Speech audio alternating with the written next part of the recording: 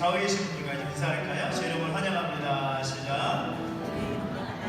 우리 앞에 계신 분과도 제 이름 환영합니다. 축복합니다. 오늘도 축복을 찬양하겠습니다. 하나님께서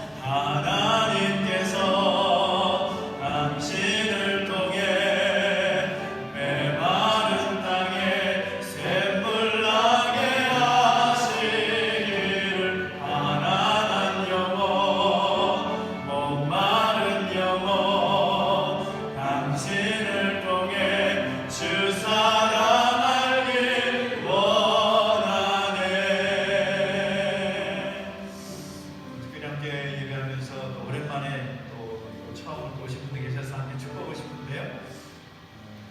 제 식구 소개가 좀 어색하긴 한데 제 동생네가 한 7년 만에 미국에서 온 것 같습니다. 이게 함께 예배하고 있고요. 저 뒤에 보시면 또 새로 오셔서 같이 예배하고 가족들이 계시는데 함께 축복하면서 우리 성도들은 못 보신 분들에게 손을 뻗어서 축복하시면 좋겠습니다. 함께 축복하겠습니다. 하나님의 당신을 통해 하나님께서 당신을 통해 메마른 땅에 샘물 나게 하시기를 가난한 영혼 목마른 영혼 당신을 통해 주 사랑 알길 원하네. 감사합니다. 축복합니다. 그냥 가지 마시고 또 식사 함께 교제하시고 함께 하시면 참 좋겠습니다. 오늘 우리에게 주신 말씀을 봅니다. 고린도전서 15장 57절 58절 말씀을 함께 보겠습니다. 고린도전서 15장 57절 58절 말씀 함께 한 목소리로 함께 봉독하겠습니다. 신약성경 284페이지에 있습니다. 고린도전서 15장 57절 58절 말씀입니다.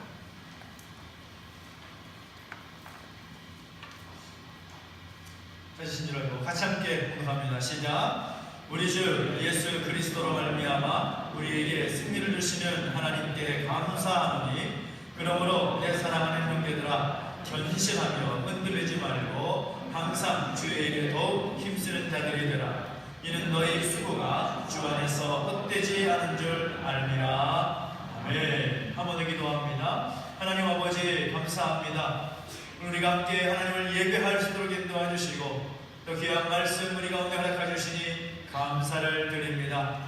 이 말씀을 따라 힘써 결단하며 살아갈 수 있는 우리의 모습이 되게 하여 주시옵소서.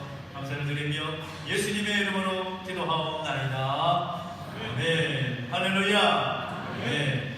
우리 하나님의 여러분과 함께하기를 예수 이름으로 축복합니다. 아멘.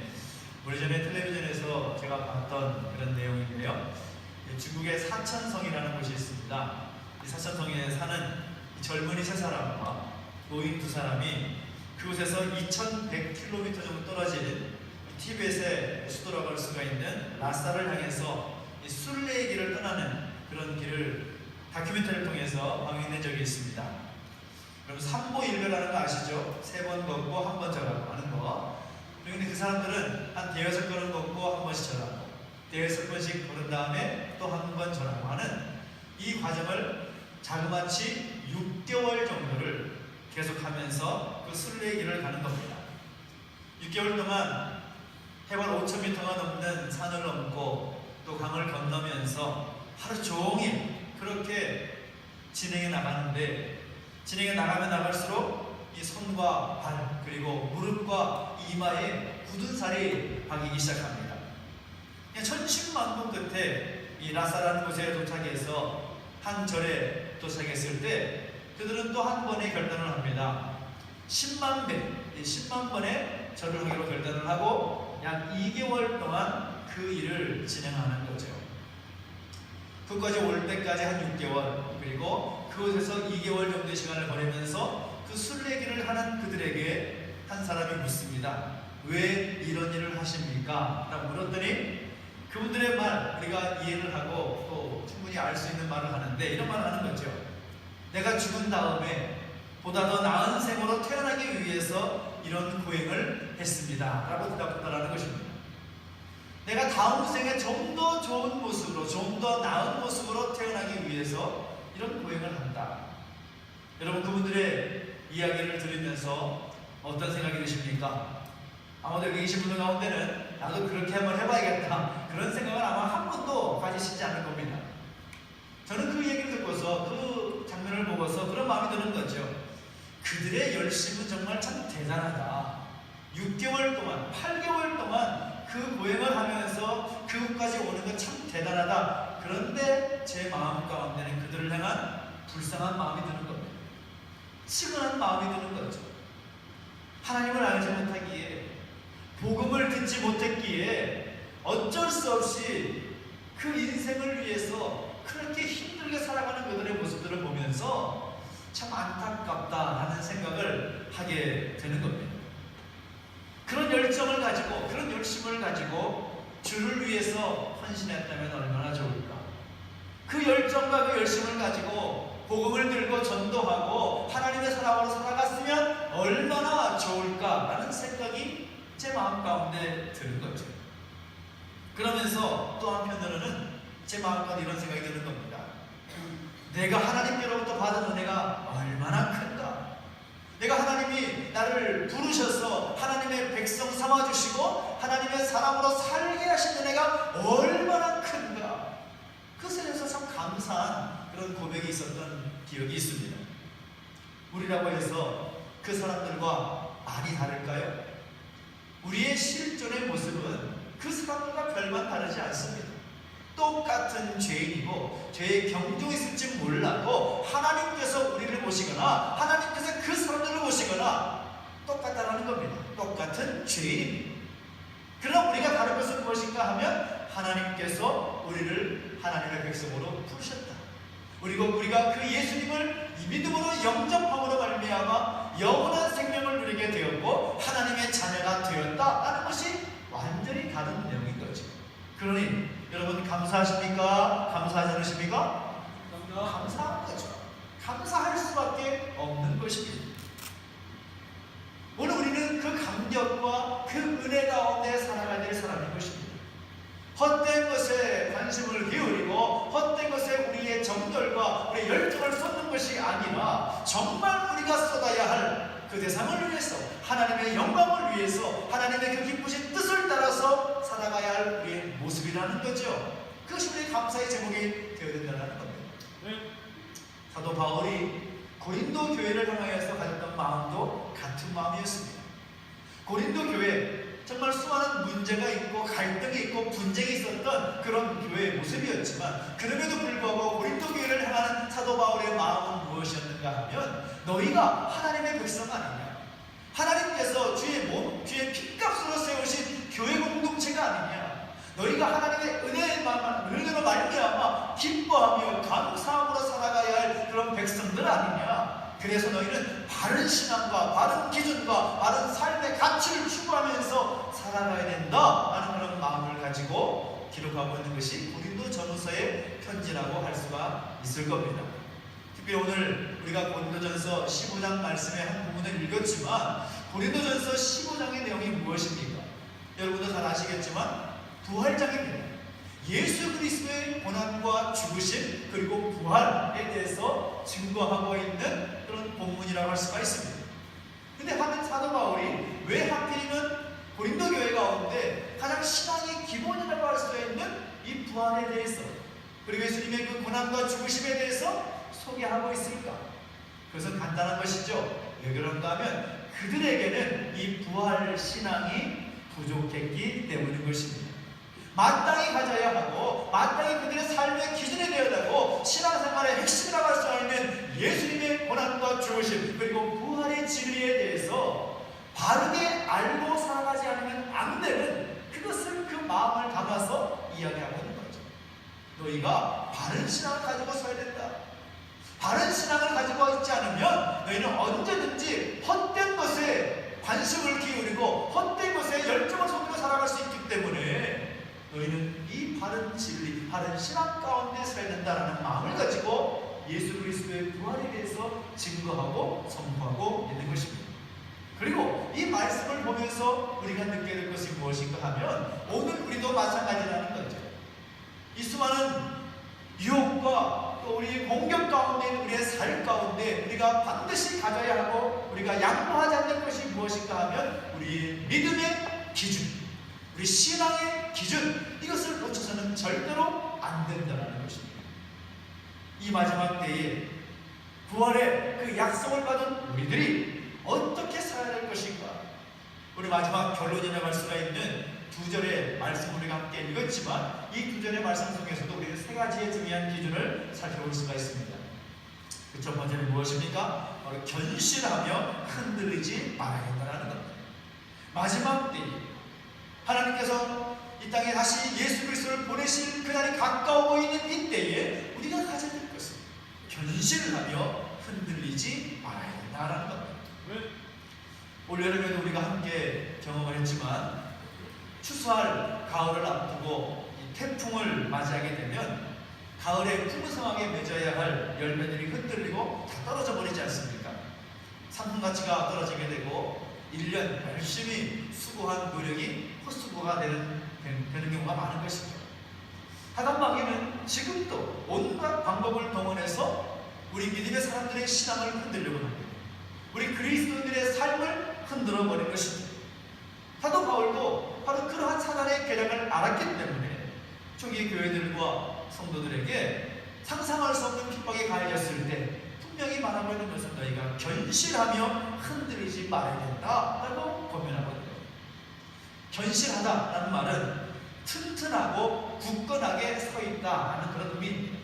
그러니까 어떤 공격이 와고 어떤 유혹이 와고 어떤 힘들고 어렵게 하는 그런 일들이 우리한테 다가온다 할지라도 우리는 흔들리지 말아야 된다. 더 튼튼하고 굳건한 반석 위에 굳게 세워진 우리의 모습이 되어야 한다. 이것이 사도 바울의 권면이라는 겁니다.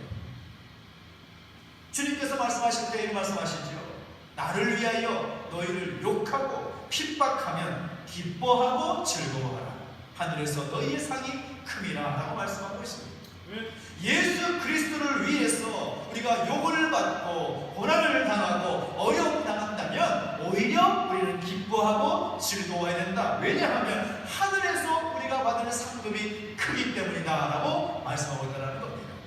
얼마나 많은 고난 가운데 계십니까? 여러분 예수 믿는 것 때문에 얼마나 힘든 상황이 있으십니까? 물론 힘든 일이 없는 분도 계시겠지만 내가 예수 믿는 것 때문에 내가 영접한 예수 그리스도 때문에 그 복음 때문에 받는 핍박과 고난이 오늘 여러분의 삶 가운데 있을지도 모르겠습니다. 그러나 그런 일이 있더라도 우리는 오히려 낙심하지 말고 오히려 당연하게 생각하면서 위축되거나 흔들려서는 안 된다는 것이죠. 남미에 아주 강한 제국을 형성했던 잉카 제국이라는 그런 공동체가 있었습니다. 그런데 하룻밤 사이에 정말 아주 짧은 시간에 그 제국이 다 망하고 말았는데 그들이 망할 수밖에 없었던 그 이유가 뭐냐?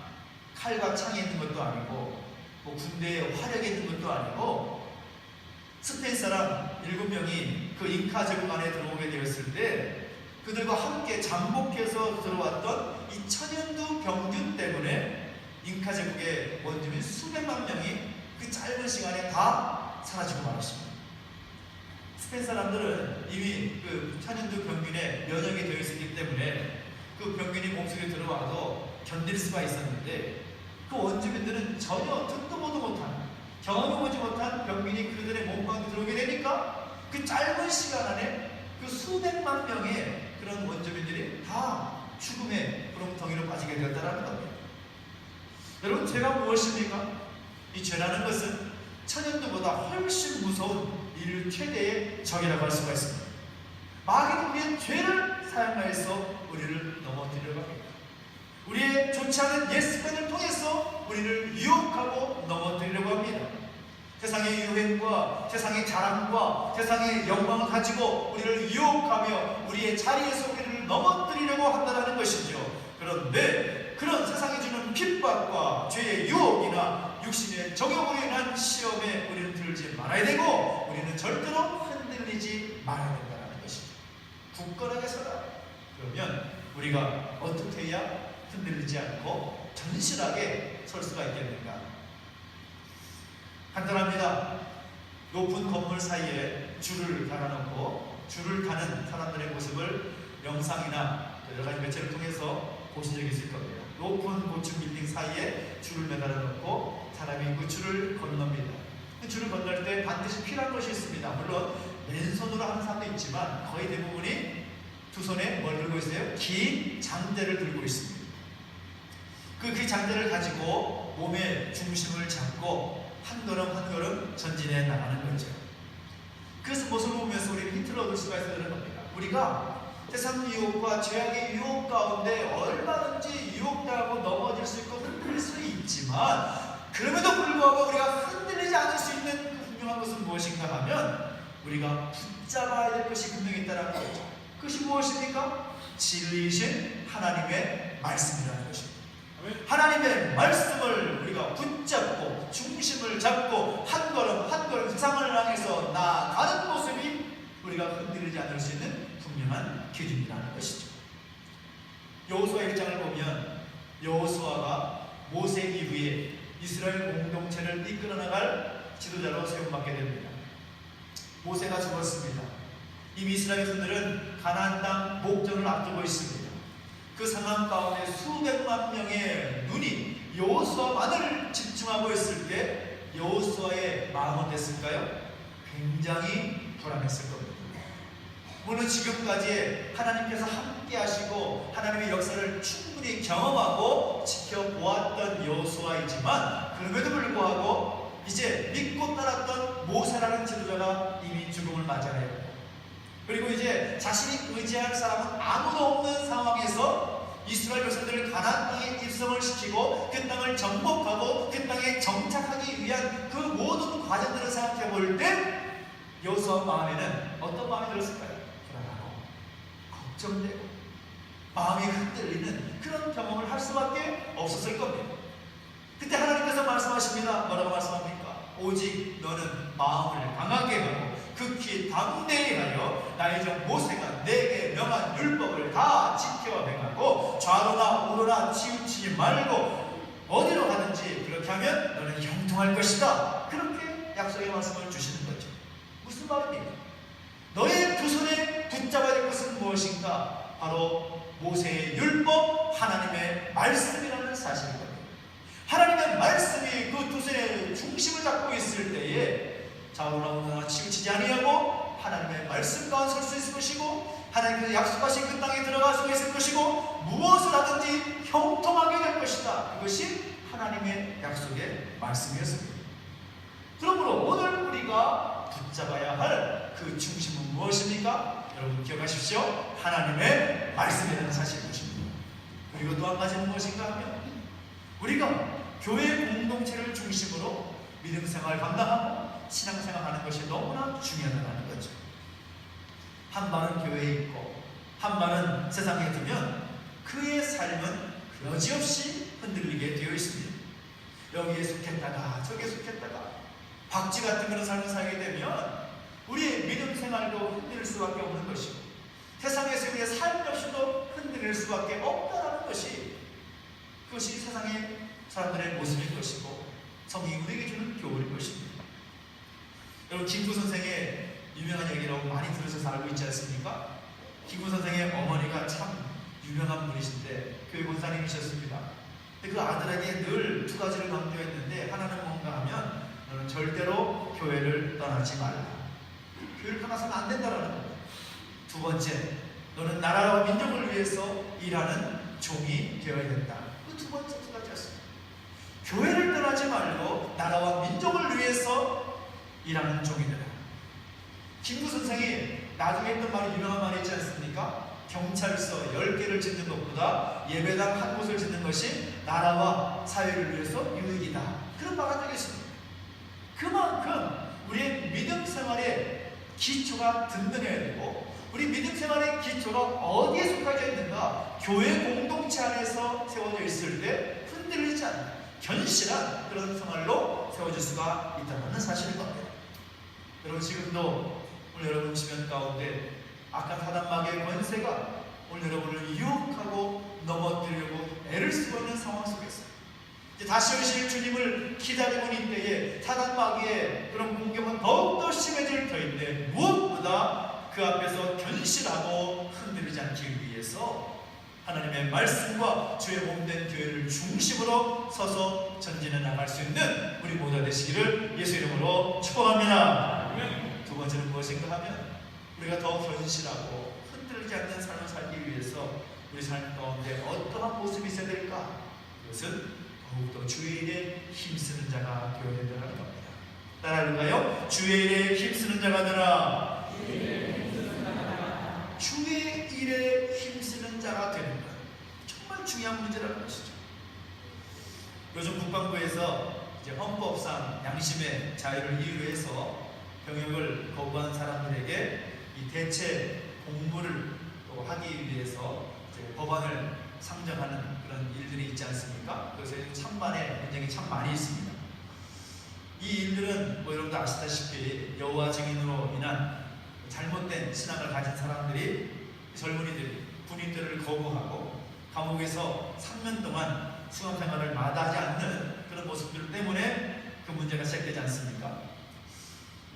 감옥에 3년 동안 있으면 빨간줄이 그어지는 거죠. 전과자가 되는 겁니다. 전과자가 되면 사회생활에 지장이 있을 수밖에 없는 그런 것임에도 불구하고 자신이 믿는 이단과 그 사이비의 종교의 교리를 지키기 위해서 그 희생을 당하는 것 아끼지 않습니다. 그들의 종교적인 열정을 보면 참 대단하다라는 그런 생각을 하게 됩니다. 근데 하물며 그들의 열정도 그러한데 정말 진리를 붙잡고 있고 진리의 말씀이 우리 가운데 있음에도 불구하고 그 진리를 전파하고 그 진리를 지키기 위해서 우리가 얼마나 힘을 쓰고 있는가 라는 것을 생각해 보면 저부터가 참 부끄러운 마음이 드는 경우가 많이 있습니다.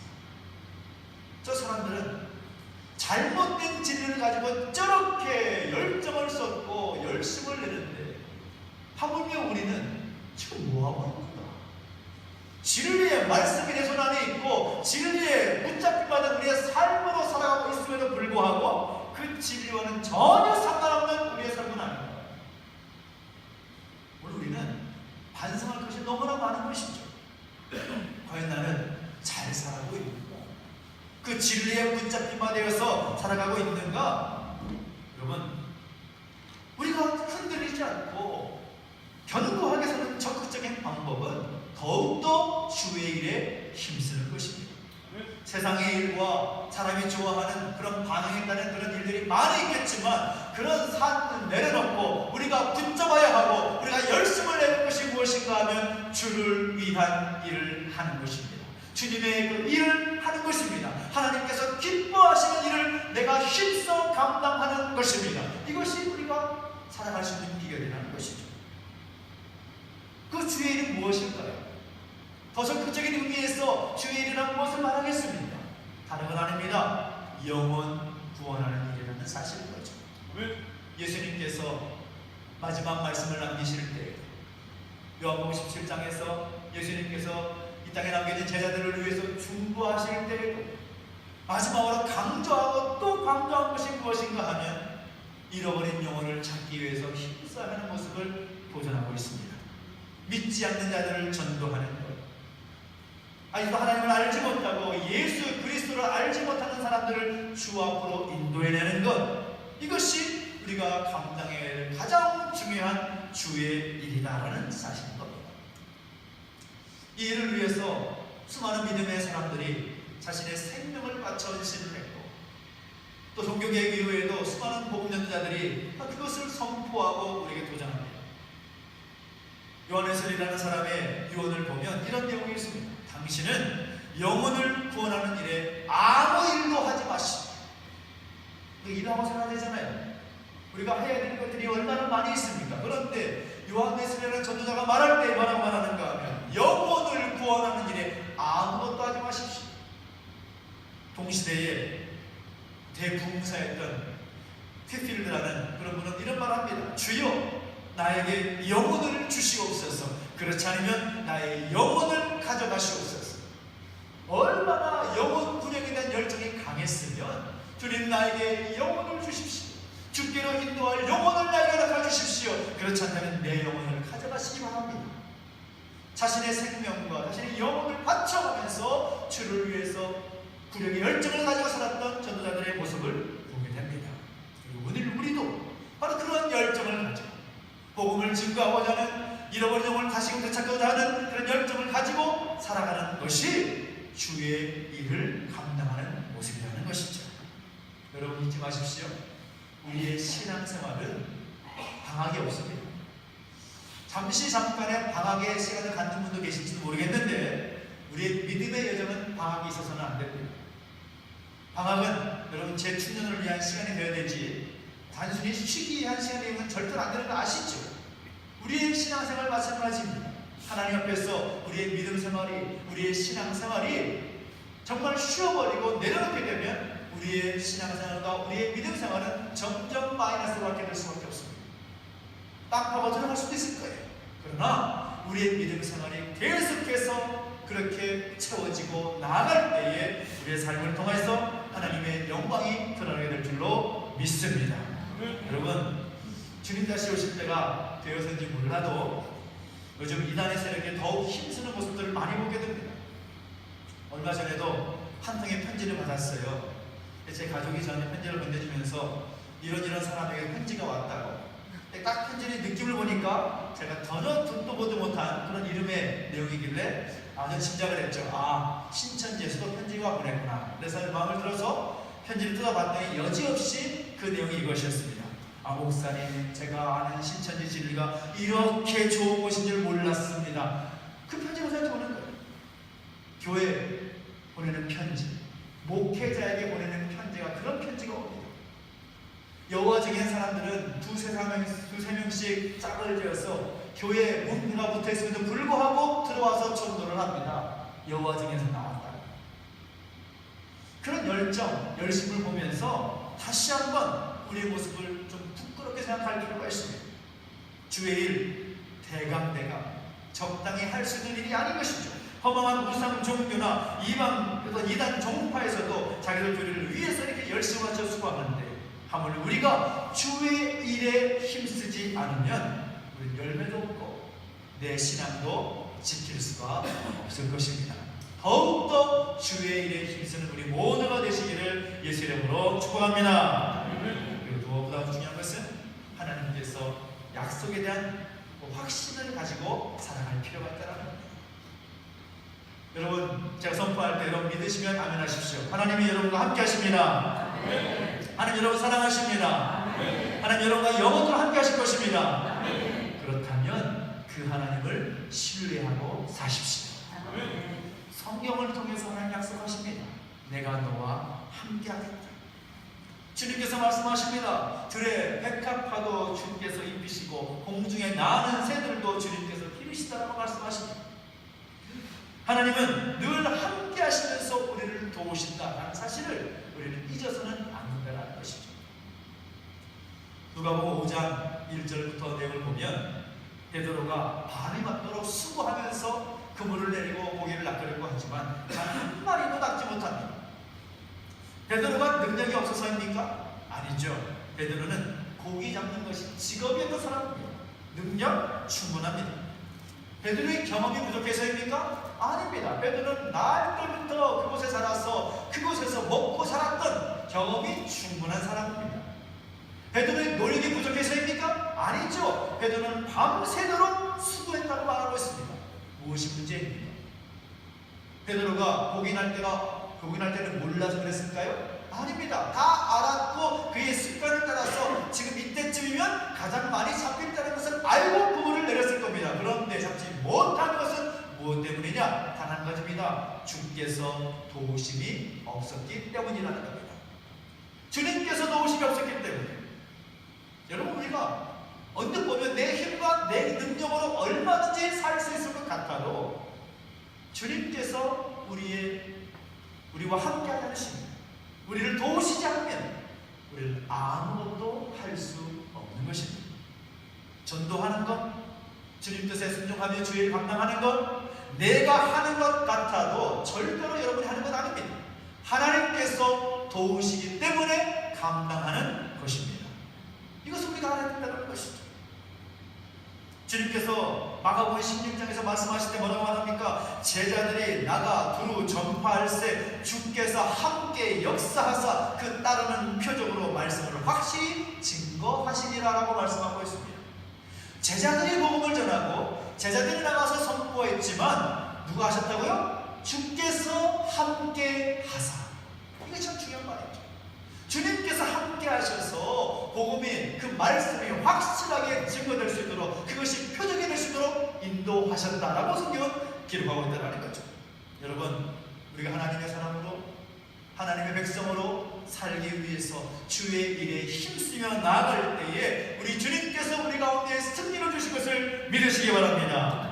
57절 보십시오. 우리 주 예수 그리스도로 말미암아 우리에게 승리를 주시는 하나님께 감사하노니 라고 말씀하고 있습니다. 사도 바울의 삶은 고난과 고통의 연속이었습니다. 복음을 전하고 주의 몸된 교회를 세우고 하나님의 사람들을 길러내는 그 놀라운 영광스러운 일을 감당하지만 그 일을 감당하면서 얼마나 많은 고통과 힘든 일을 당하는지 모릅니다. 죽을 뻔한 경험도 한두 번도 아니고 매를 맞고 돌을 맞고 고난당한 일들이 어마어마하게 생각도 많았습니다. 그럼에도 불구하고 그 감사할 수 있는 이유는 무엇입니까? 예수 그리스도로 말미암아 승리를 주시는 하나님께 감사합니다라고 말씀하셨다는 것입니다.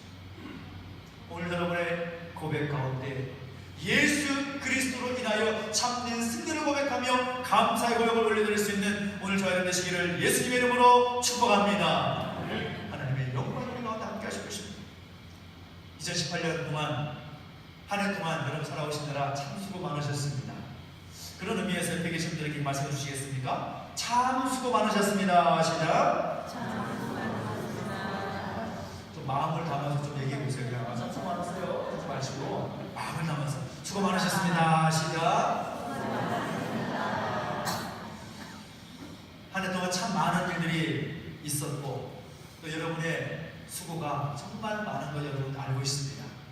난 주 안에서 주의 이름을 위하여 주의 영광을 수고하신 그 수고 하나님이 절대로 잊지 않으실 줄 믿습니다. 한 해 동안 순장으로 또 인도자로 또 교사로 또 부장으로 각 기관의 회장을 비롯해서 임원으로 또 찬양대원과 찬양팀으로 그뿐만 아니라 식사 봉사하고 전도하고 안내하고 차량을 섬기던 모든 분들 주의 일을 위해서 헌신하고 수고한 그 수고를 하나님께서 절대로 잊지 않으실 줄로 믿습니다. 성경을 보니까 그 수고를 향해서 뭐라고 말하는가 하면 하나님의 영광이요 하나님의 기쁨이다라고 표현하고 있습니다. 우리가 감당한 모든 수고는 하나님께 영광되는 것이고 하나님께 기쁨이 되는 줄 믿으시기 바랍니다. 그리고 그 하나님은 여러분의 수고에 하나님의 놀라운 은혜와 복으로 함께 하실 줄로 믿습니다. 그래서 기복주의가 아닙니다. 하나님을 위해서 주의 몸된 교회를 위해서 하나님의 백성을 위해서 수고한 모든 헌신과 수고는 하나님께서 반드시 갚아 주신다고 말씀하십니다. 그 은혜가 오늘 여러분 가운데 있기를 바라고 한 해 동안 잘 살아오셨고 또 새로운 한 해 맞이하면서 그 은혜에 함께 누리며 나아갈 수 있는 오늘 저와 여러분 되시기를 예수 이름으로 축복합니다. 기도하겠습니다. 우리가 항상 기도하실 때 말씀을 기억하면서 하나님 이 송구영신의 때에 오늘 우리가 가져야 될 마음을 말씀해 주셨습니다. 주의 일에 더욱더 힘쓴 우리가 되게 하시고 견실하며 흔들리지 않는 우리 모습이 되게 하시고 함께 하시게 된 약속을 신뢰하며 나아가는 우리 모습이 되게 해주십시오. 바라는 마음으로 결단하면서 함께 기도하며 나아가시겠습니다. 함께 기도하겠습니다. 하나님 아버지 주님을 찬양합니다. 우리 언덕 펴주시고 인도하셔서 하나님의 신실하심을 의지하며 기도하며 나아갑니다. 하나님 말씀해 주시고 인도하실 때 그 놀라운 하나님의 영광이 우리 가운데 있게 해주시옵소서. 하나님 아버지 견실하여 흔들리지 않는 믿음의 삶이 될 수 있도록 인도해 주시고 어찌하든지 하나님 아버지 하나님 바라보며 하나님 의지하며 주의 일을 잘 감당할 수 있는 우리 모습이 될 수 있도록 인도하여 주옵소서. 하나님 약속하신 말을 반드시 이루신 하나님을 찬양합니다. 하나님 선한 일 가운데 반드시 보호하신 하나님을 믿고 의지하며 하나님 동안 잘 살아왔고 또 새로운 하늘을 잘 맞이할 수 있도록 인도하시고 함께하여 주시옵소서. 살아계신 하나님 아버지 감사합니다. 송무여신의 때에 무엇보다 우리가 가져야 될 그 마음을 성경을 통해서 도전해 주시고 닿게 하시니 감사를 드립니다. 하나님 아버지, 무엇보다도 견실하여 흔들리지 않는 그 모습들이 우리 가운데 있게 해주시고 주의 일에 더욱더 힘쓰는 우리가 되게 하시며 하나님의 영광을 위해서 참된 약속을 주신 하나님을 의지하며 신실한 하나님께서 살아갈 수 있는 우리 모습이 될 수 있도록 역사하여 주시옵소서. 감사를 드리며 예수님의 이름으로 기도하옵나이다. 아멘.